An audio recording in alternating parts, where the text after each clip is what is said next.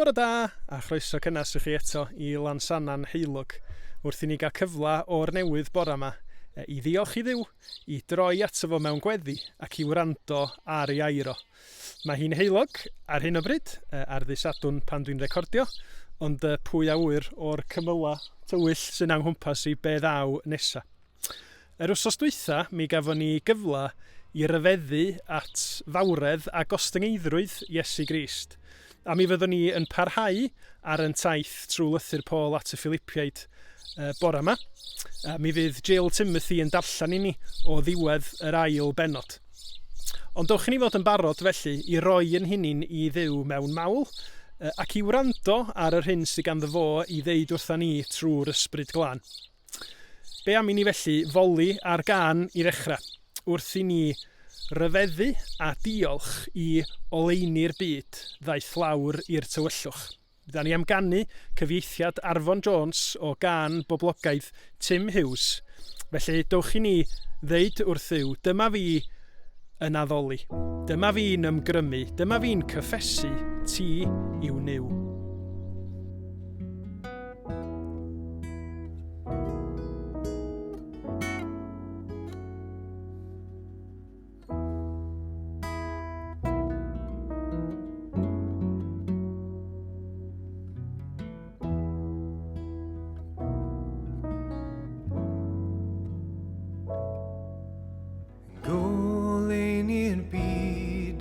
Os lawr i'r tywyllwch ag o fy llygau diwedd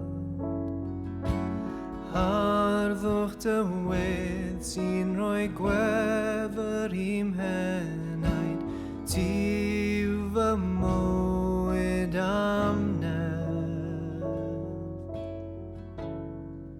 a dyma fi'n dyddoli dyma fi'n ymgrymu, dyma fi'n cyffesu, ti yw niw. Roi ti mor ddychafedig, o mor fendigedig, arglwydd mor garedig, roi t mor driw.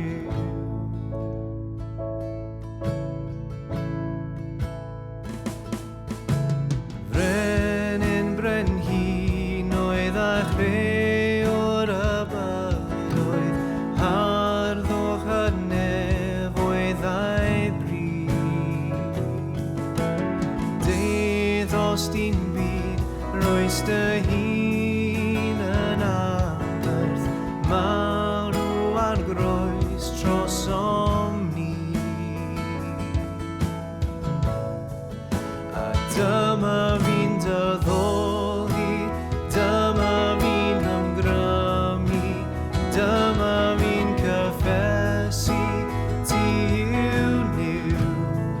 Roi ti mor ddechafedig, o mor fendigedig, arglwydd mor garedig, roi t mor driw. A phwy all ddirnad maint dyloes, yn dwyn fy mechod ar y groes.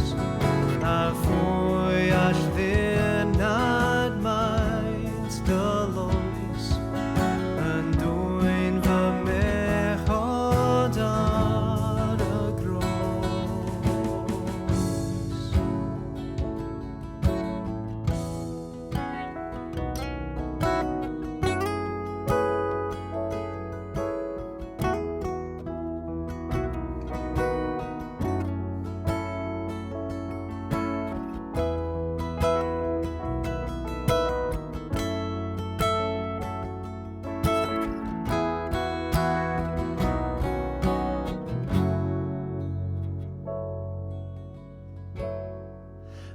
Dyma fi'n dyddoli, dyma fi'n ymgrymu, dyma fi'n cyffesu, ti yw niw.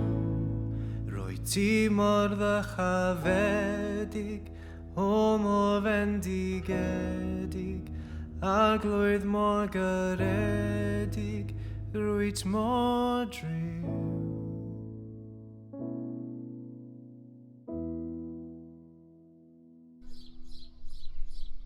Dwch i ni droi at Dduw mewn gweddi ac ystyried yr elfennau yma wrth i ni wneud hynny.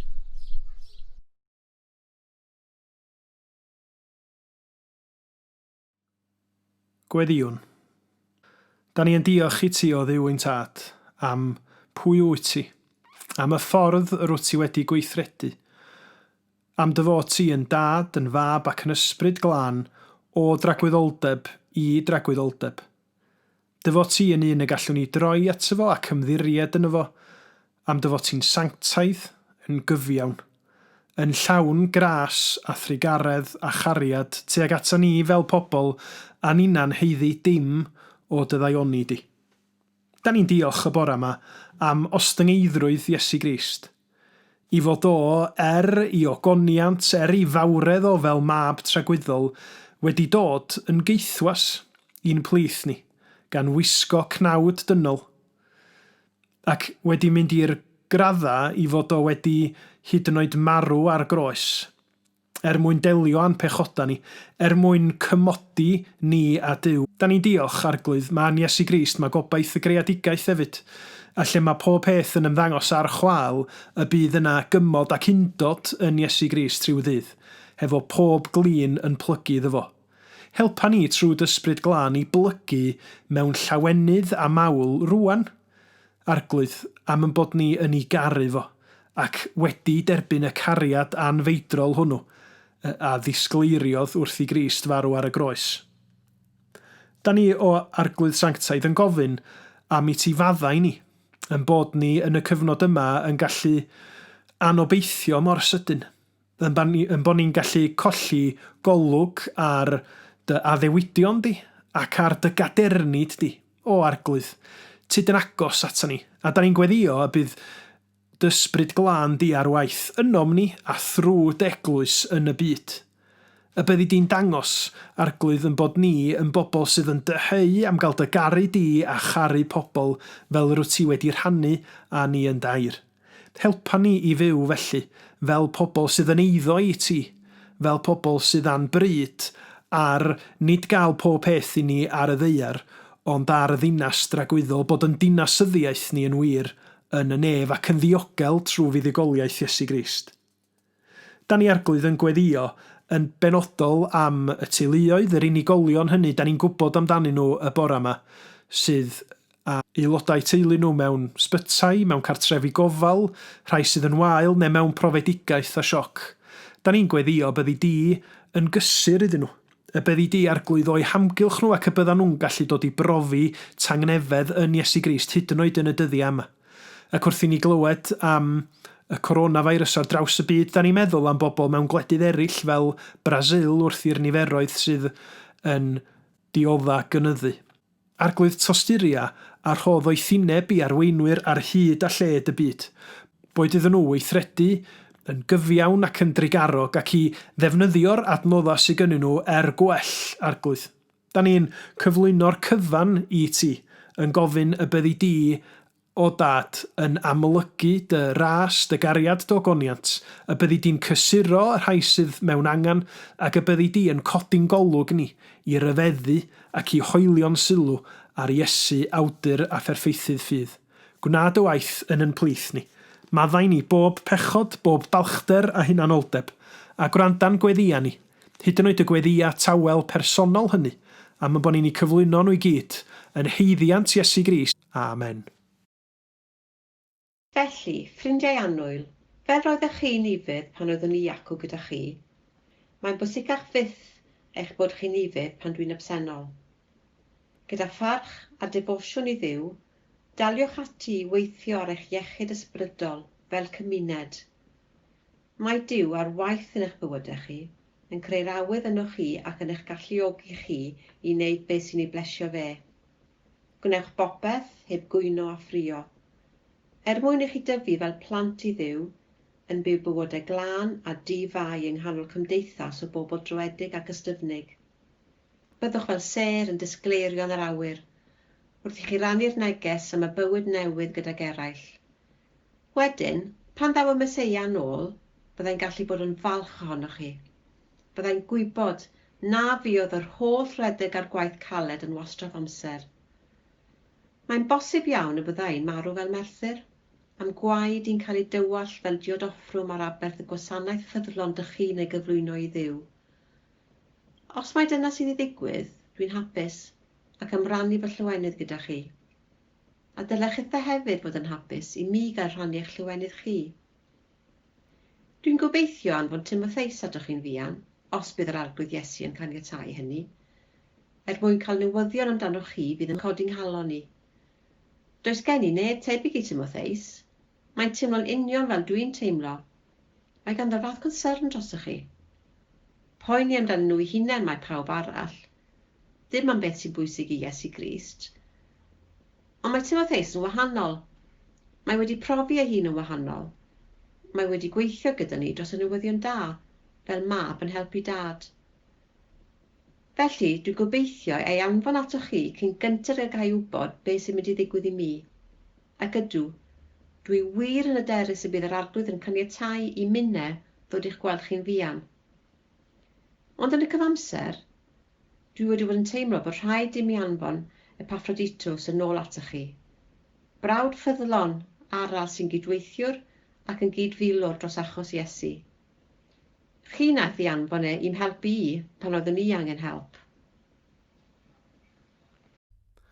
Ga i ofyn cwestiwn personol i chi i ddechrau bore yma? Be ydych chi'n debygol o wneud ar ddiwedd y gwasanaeth yma?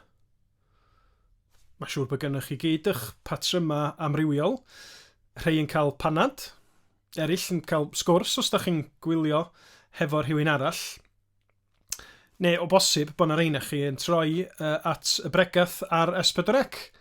Wrth gwrs, allai'n deud llawer o'n byd negyddol wsos yma gan man ewyth yr ei dwi'n meddwl sy'n cymryd y gwasanaeth hwnnw. Ond be bynnag ydych chi yn ei wneud, boed o yn y tŷ neu bod chi yn mynd am dro wedyn, pa effaith mae be ydych chi wedi glywed yn gael arna chi? Ydy'r hyn ydych chi wedi bod yn meddwl amdano fo dros y cyfnod yma yn mynd i ddylanwadu ar fory neu dros y dyddiau nesaf yma? Mi gofiwch chi, o bosib, ym mhenod gyntaf i lythyr bod Iago wedi rhybuddio Cristnogion i fod yn weithredwyr y gair ac nid yn wrandawyr yn unig. A mae yna bwyslais digon tebyg yn y ffordd mae'r apostol Paul yn sgwennu i lythyra a'r llythyr hwn at ei gyfeillion annwyl yn Philippi yn yr achos yma o'r carchar. A'r patrwm cyson yn ei lythyra fo ydy fod o yn esbonio neu'n disgrifio rhywbeth gogoneddus am waith Duw trwy Iesu Grist yn marw ar y groes. Ac yna, ar ôl datgan y gwirioneddau hynny, yn mynd ymlaen i ddysgu sut mae hynny i fod i ddylanwadu ac effeithio ar fywydau Cristnogion. Ac fel ac yr oedd o'n wir yng nghyfnod Paul, mi ddylia fo fod yn wir i Gristnogion heddiw hefyd. Os da chi'n cofio, os fuoch chi yn gwrando arna ni dros yr wsos dwytha, mi gafson ni gyfla i ddilyn y ffordd yr oedd Paul yn cyflwyno'r hyn nath Iesu Grist mewn emyn o fawl bendigedig, yn rhoi darlun i ni o'i i fuddod o, i ddarostyngiad o fel ceithwas, yn barod i farw ar groes. Ac yna, yr codi yna ar Iesu Grist, y dyrchafu yna ar y ddiwedd yr adran Mhenod 2, lle mae Iesu Grist yn cael ei ddisgrifio fel yr un y bydd pob glin ym mhobman yn plygu iddo fo yn y pen draw, gogoniant i Dduw Dad. Ond yn syth ar ôl hynny, mae Paul yn rhoi anogaethau ymarferol i'r Philipiaid, be mae hynny fod i wneud i'w bywyda nhw. Felly be welwn ni gan Paul ydy anogaeth i'r Cristnogion fyw fel plant i Dduw. Ond dowch i ni gychwyn yn meddwl felly, be mae o'n ei olygu i fod yn blant i Dduw ac yn benodol sut ydyn ni'n byw fel plant i Dduw, fel mae Paul yn deud yn adnod 15. Dwi'n siŵr eich bod chi, fel finna, wedi clywed yr ymadrodd plant i ddiw droion, boed hynny ar lafar wrth sgwrsio fo pobl neu mewn caneuon. Ond fel slogana llywodraeth yn ystod y cyfnod diweddar yma, mae rhaid i ni fod yn hollol glir be yn union mae'r ymadrodd yn ei olygu. Oherwydd os di pawb yn mynd i ffwrdd hefo'i diffiniad i hun, mae'n mynd i arwain at drafferthion difrifol yn fuan iawn, dydy. Gan amla, mae Paul a'r Testament Newydd yn defnyddio yr ymadrodd plant i ddiw yn benodol i sôn am Gristnogion. Pobl sydd wedi rhoi ffydd yn Iesu Grist fel arglwydd a gwaredwr, pobl sydd wedi profi bywyd newydd trwy gael ei geni o'r newydd trwy'r ysbryd glân. Meddyliwch am eiriau Ioan yn i benod gyntaf o'r Efengil, lle mae o'n deud fel hyn.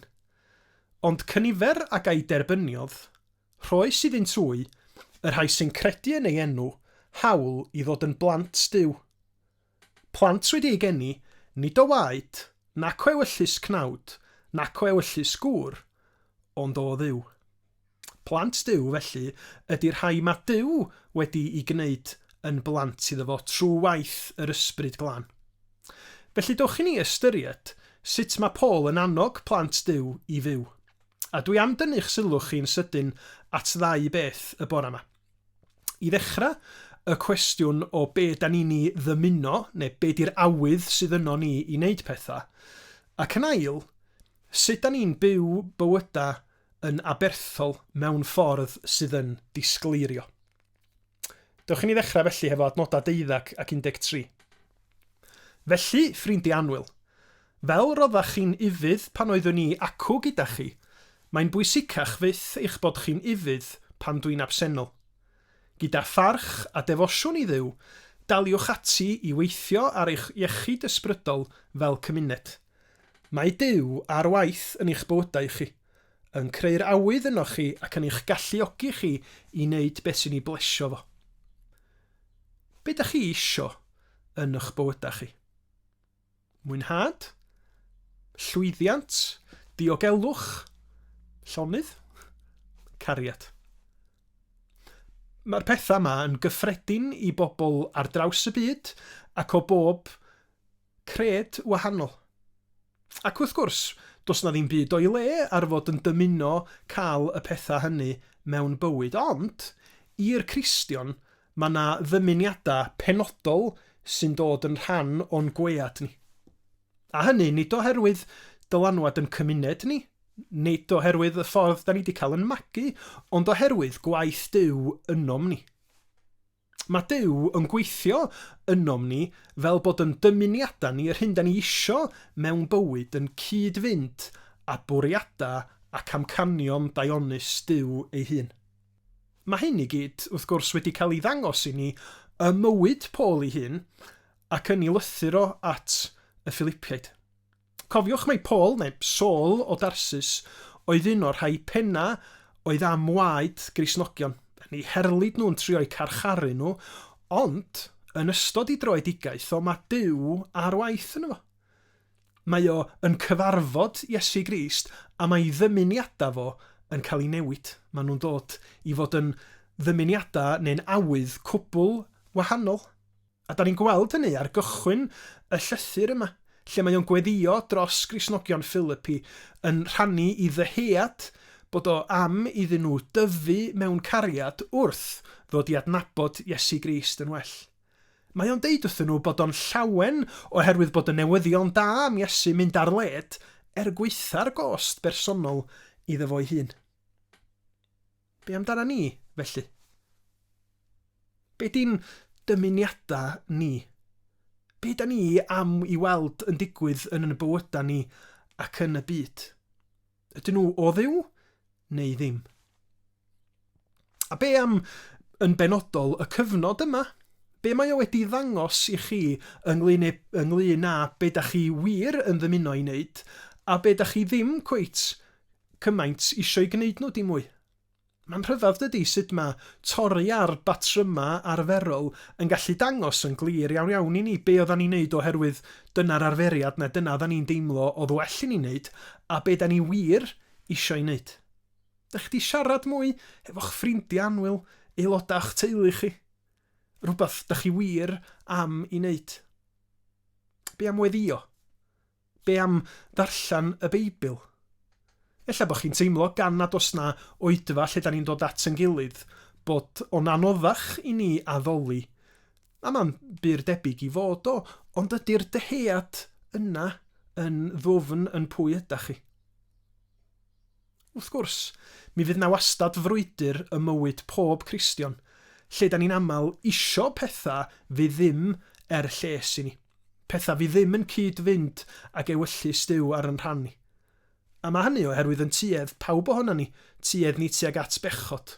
A dyna lle da ni angen help Duw trwy ysbryd glân i'n cyfeirio ni ac i ni allu brwydro yn erbyn yn greddfa pechadurus, yn tuedd ni i fod yn annibynnol oddi ar Dduw.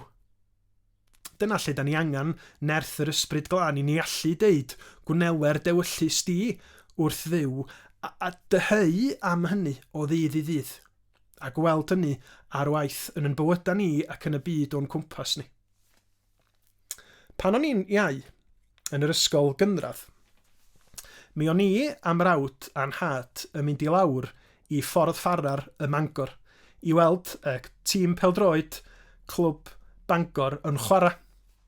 Ac i ddechrau, dwi'n cofio faint yn union oeddan ni'n eitha ifanc, penderfyniad dad oedd o, wrth gwrs.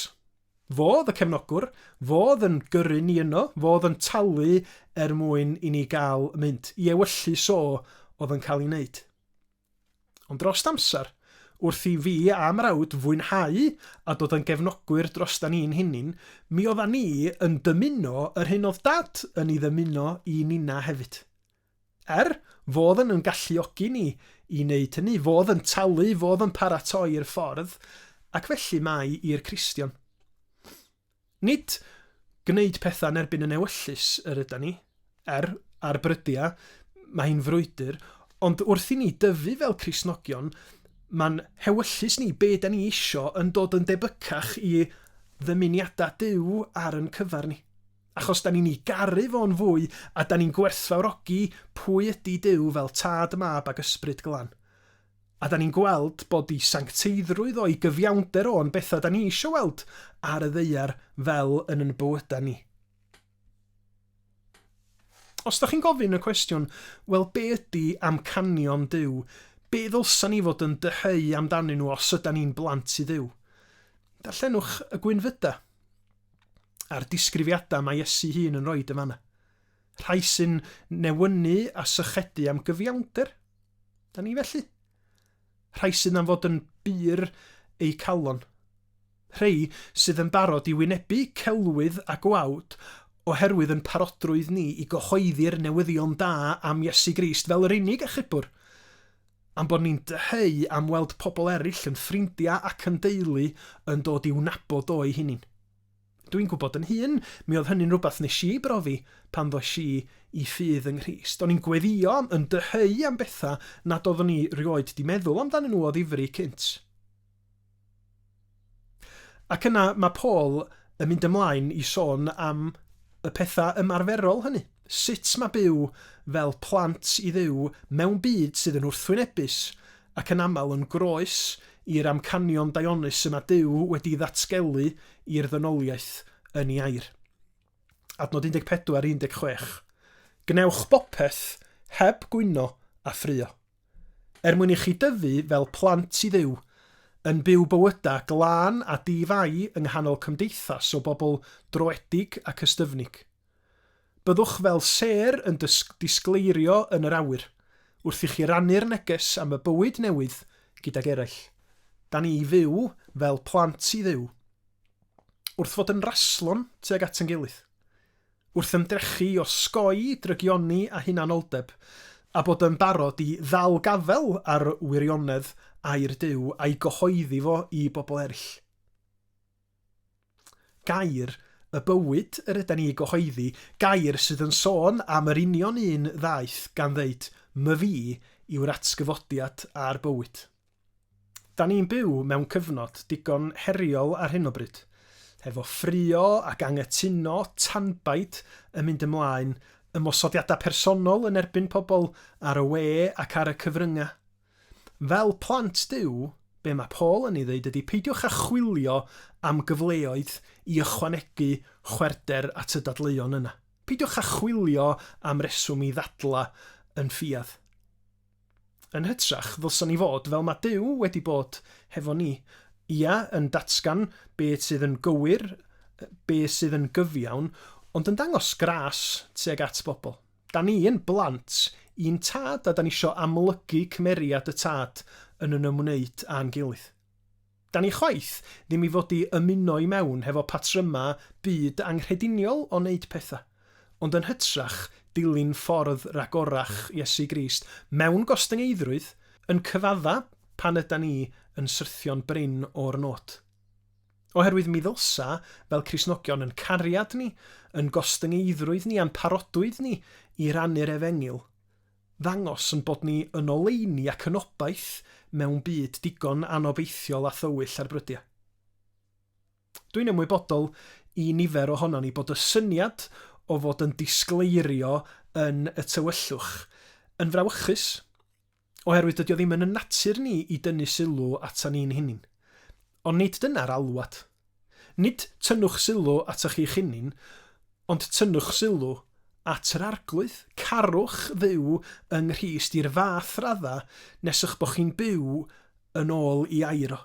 Yn caru'ch cyd-aelodau, yn caru'ch gelynion hyd yn oed, fel fydd pobl yn methu peidio sylwi, a'ch bo chi'n wahanol. Bo gynnwch chi gariad a gobaith nad oes gan nifer yn y byd o'n cwmpas ni.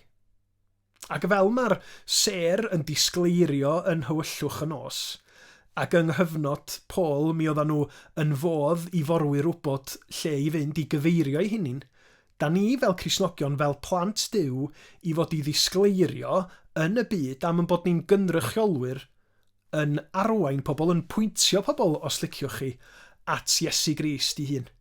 Nid ata ni a'n daioni ni'n hunin. Da ni wedi bod yn mwynhau cyfres bwyd epic Chris ar S4C yn ddiweddar.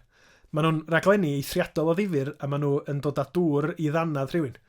Wel, os da chi'n bita cig, dwi'n siŵr iawn be mae lleisieuwyr yn neud o'r rhaglen. Ond fel gymaint o raglenni coginio, da chi'n cael gwybod ar y cychwyn be sy'n mynd i gael ei goginio, ac yna da chi'n gweld y broses o sut mae hynny'n digwydd. Be mae Paul yn ei ddeud ydy mae o'n deud, dyma sut dwi eisiau chi fyw fel plant i Dduw yn disgleirio yn y byd yn cyflwyno gair y bywyd, ac yna da ni'n dod at yr esiampla penodol. Pwy oedd yr rhai oedd yn weithgar wedi aberthu hynny'n mwyn Cristnogion Philippi, a'r ddau hynny ydy Timotheus ac Epaphroditus. Da ni wedi clywed lot o drafod dros yr wythnosau dwytha yma ynglŷn â unigolion blaenllaw yn hanes y gwledydd gwahanol. Y cerflunia sy'n cael ei codi i'w coffain nhw, be oedd rhinwedda y bobl hynny yn erbyn be oedd ei gwend i dan nhw, be oedd y pechoda, y drygioni y bu nhw ar rhan yn nhw. A mae yna drafodaethau anodd di cael ynglŷn â pwy ddylsan ni fod yn goffau a pwy na ddylsan ni. Wrth gwrs, y broblem ydy, munud ydyn ni'n ystyried bywyda pobl eraill, da ni'n gorfod cydnabod bod ni gyd yn bechaduriaid. Nad os na neb yn ddifau, wel, dim ond Crist wrth gwrs. A dyna pam mae rhaid ni fod yn ofalus wrth bwyso a mesur pobl eraill, ac fel Cristnogion, dyna pam mae Iesu Grist ydy yr un yr ydyn ni'n dibynnu arno fo'n llwyr. I fywyd perffaith o, i farwolaeth o ar ei groes, ac yna'r atgyfodiad. A dyna pam da ni'n ei ddilyn o i'w chlaw pawb arall. Ond sylwch, dydy hynny ddim yn golygu bod Paul yn deud peidiwch â dysgu gan neb arall dynol chwaith. Mae Paul yn enwi Timotheus ac Epaphroditus ac yn deud sbiwch ar hein, sbiwch be maen nhw wedi wneud. Am Timotheus, un o'i gydweithwyr anwylaf o yr un mae o'n meddwl amdano fo fel y mab sy'n ganddo fo yn y ffydd fel tai, mae o'n ei ddisgrifio fo fel un nad os na neb yn debyg iddo fo. Mae o'n teimlo'n union fel dwi'n teimlo, mae ganddo'r fath gonsern drosoch chi. Poeni amdanyn nhw 'u hunin, mae pawb arall, dim am beth sy'n bwysig i Iesu Grist. Meddyliwch, byw fel plant i Dduw, yn gofalu am yn gilydd ac yn gwneud gwaith Duw. Yn poeni am amcanion Crist, nid am yn amcanion ni'n hunin. Mae Timotheus yn cael ei godi fel esiampl o hynny a'r llall, wrth gwrs, ydy Epaphroditus. Un o Gristnogion Philippi oedd wedi cael ei anfon gan y Cristnogion hynny i dendio ar Paul. Mae o yn cael ei ddisgrifio fel brawd ffyddlon, sy'n gydweithiwr ac yn gydfilwr dros achos Iesu. Nid yn unig mae o wedi teithio milltiroedd lawar i fod hefo Paul, ond mae o wedi bod yn wael difrifol hyd at farw tra mae o hefo Paul, tra mae Paul dan gaethiwed. A mae Paul am ei anfon o'n ôl at Gristnogion Philippi yn deud, rhowch groeso iddo fo. Mi ddylsach chi anrhydeddu pobl debyg iddo fo, achos bu bron iddo farw wrth wasanaethu'r Meseia. Byw bywyd aberthol, Iesu Grist yn dod gynta. Dim gwneud yr hyn da ni isio, ond ildio yn llawen trwy waith yr Ysbryd Glân i ewyllus Duw. Timotheus, Epaphroditus, be amdano ni? Wrth i ni ddod i ddiwadd yn gwasanaeth bore yma, sut yda ni am fyw yn bywyda? Pwy di'r esiampla da ni'n edrych i fyny atyn nhw? Yda ni wedi profi y bywyd newydd o Dduw sydd wedi effeithio ar yr hyn yr ydyn ni'n ei ddymuno i ni ac i bobl eraill yn bywyda ni. Digon tebyg y bu na esiampla. Ond fel Cristnogion ar hyd a lled y byd, da ni isio sicrhau na'r un sy'n cael y flaenoriaeth, fel mae Paul yn dysgu trwy'r llythyr yma, ydy Iesu Grist. Yr un sydd wedi rhoi ei hun yn llwyr mwyn rhoi bywyd, newydd bywyd tragwyddol i nina a nina yn heiddi dim. Dwch i ni wrando wrth orffen ar adnodau Paul o gychwyn i 5 bennod o'i lythyr at yr Effesiaid. Byddwch felly yn efelchwyr Duw fel plant annwyl iddo, gan fyw mewn cariad yn union fel y carodd Crist ni, a'i roi ei hun trosom yn offrwm ac aberth i Dduw o arogl per. Diolch i chi am ymuno hefo ni bore yma. Cofiwch gysylltu os oes na unrhyw beth yr hoffech chi drafod neu unrhyw gwestiynau, a dwi yn dymuno y byddwch chi'n profi bendith yr arglwydd dros yr wsnos sydd yn dod. Da ni'n mynd i orffan yn canu neu'n gwrando ar emyn Dafydd Morris, 291 yn llyfr Caneuon Ffydd. Na dim fodloni ar rhyw rith o grefydd heb ei grym, ond gwir adnabod Iesu Grist yn fywyd annwyl im.